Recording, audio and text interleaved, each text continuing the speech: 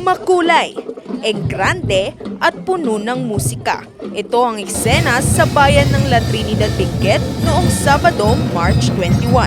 Ang kahabaan ng KM6 nagmistulang hardin ng matatamis na strawberry. 5 na mga kalahok mula sa iba't ibang elementary schools ang nagpasiklaban sa drum and lyre competition.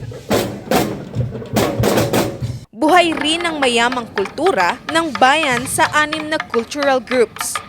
Alien! Bumalik kayo!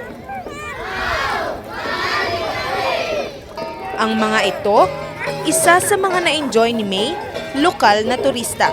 Goosebumps kasi yung mga yung sa parade, yung drums and lyres, and then yung cultural dance. Sobrang energetic nila. Tapos hindi mo siya makikita, lalo na yung cultural dance, hindi mo siya makikita in some other festivals kasi. So, nakaka-goosebumps talaga. It was nice. We were full of gratitude, and we are thankful that we are given a chance to perform again here in Strawberry Festival. Inabangan din ng publiko ang makukulay at hitik sa disenyong mga float. Ang mga ito, pinalamutian ng mga bulaklak at strawberry. May ilang ding gawa sa lata, maging takip ng mga mineral water. 8 barangay sa bayan ang nakilahok. And of course, yung mga float, magaganda rin yung mga gawa nila. Iba-iba yung variants nila, merong recyclable materials and then the flowers, mga ganon. And yung may mga fresh na strawberry, so yeah. Mensahe ng pagdiriwang, ang pagkakaisa at bayanihan sa kabila ng crisis na kinakaharap ng mundo.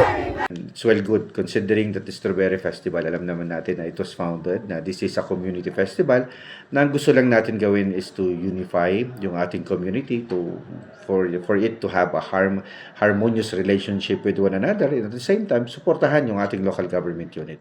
Pero if you think the sweetest celebration ends, abay nagkakamali ka.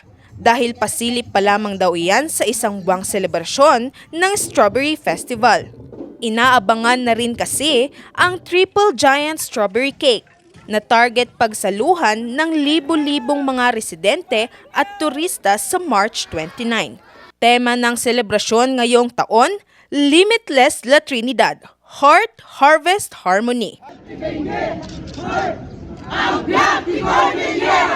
Sheila May Gonzalez, Nation on the Move.